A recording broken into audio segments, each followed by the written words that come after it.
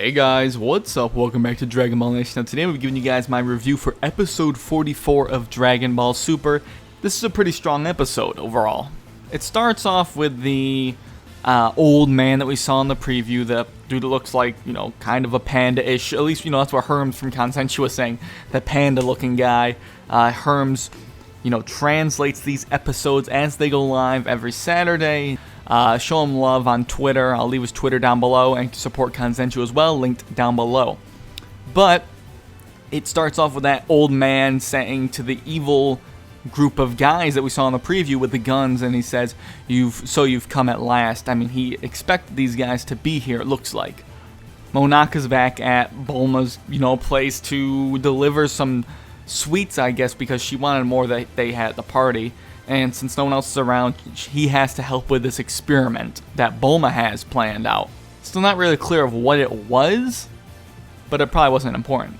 Goten and Trunks get into Monaka's ship. They see a toy sword, Trunks plays with it, and a bunch of things happen, and they get stuck in the truck. And, I thought that it was going to be one of those bullshit scenes where Trunks and Goten couldn't push open the door because they're not, quote-unquote, strong enough.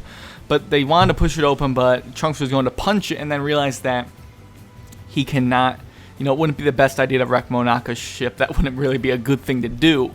So he doesn't do that, and they just try to call out to Monaka, but Monaka drives off to the planet that he has his next delivery at, and they end up going there.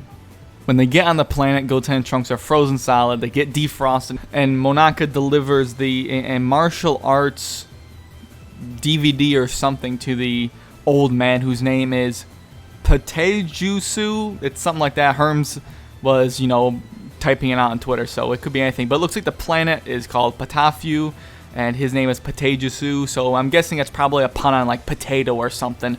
I'm not really sure. But the bad guys that were there are here to steal the planet's dormant power, which is the Superhuman Water that was in the title of the episode. And this old man is, they're ready to fight these henchmen, or, standing his ground to defend the place. And Goten and Trunks promptly beat the crap out of all of them, of course.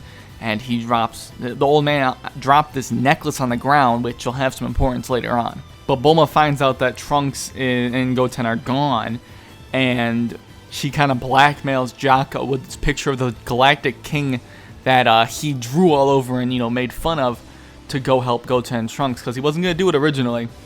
And that kind of works out. Goku's not responding to Chi-Chi's calls because Chi-Chi's aware that Goten and Trunks are gone now because Bulma tells her. And there's a ton of things that are going on there. Goten and Trunks are captured. They're tied up, which was a little bit weird to see them being constrained by ropes. But I guess what it is, from what I'm gathering at least, they are constrained by ropes, but they're not breaking out of it because they don't want them to shoot Monaka. Because he's also being held hostage along with the old man, so I guess they're not fighting back just yet. But they take the necklace that the old man had that he dropped on the, had fallen on the ground earlier, and I knew the necklace was going to have something. It looks like a baby pacifier, honestly. They take that and they use that to open a door, and I like this whole episode, but I'm going to get into that later. What I liked about this episode in general kind of reminded me of, they get in there and they get the water, and it's this liquid, this purplish liquid. And the way they, by the way, and if you guys saw the episode live, the way they cut from that scene to the commercial break was pretty well done, I thought. Because they just show, they zoom out on the planet, show the guy screaming, and then it cuts to the commercial. I thought, it was very simple, but it definitely built a little bit of suspense to be like, well, what the heck is it? Is it an animal? Is it the water? I don't know. But when Jocko and Vegeta get on the planet, they recognize the leader of the bad guys, whose name is apparently Grill. I guess he's wanted by the Galactic Patrol or something, so Vegeta beats the crap out of all of them.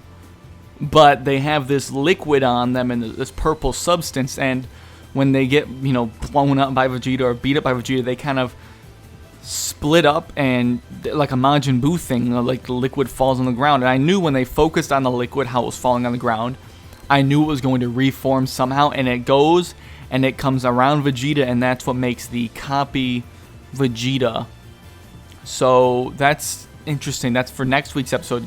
The next week's episode is called Vegeta Disappears, The Menace of Copy Vegeta. In this episode, Vegeta says that his energy is all drained and this new copy of Vegeta is formed.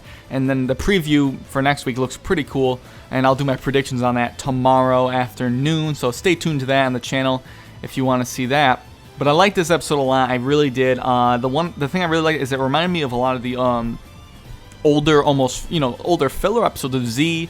Almost like, not exactly, but it had a similar feel or maybe nature to the episodes where, you'd see those filler episodes when Gohan was training with Piccolo over the year, when Goku was dead in the Saiyan saga. Some stuff like that. It was just kind of like a nice side episode that it didn't feel pointless, which I liked about it a lot. I did. And they did a very good job of building up this purple substance, the Superhuman Water, which is said to make a man's power 100 times fold or something like that. I did enjoy the build up to that, and I thought it was a very well made episode. It's not crucial to the story at all, but as far as a side episode goes, I think it was very well made, and I want to know what you guys think of it down below. But I think next week's episode looks very interesting. But hopefully you guys enjoyed this review, and if you saw the episode, share your thoughts down below. But other than that, thanks for watching, and I'll catch you later.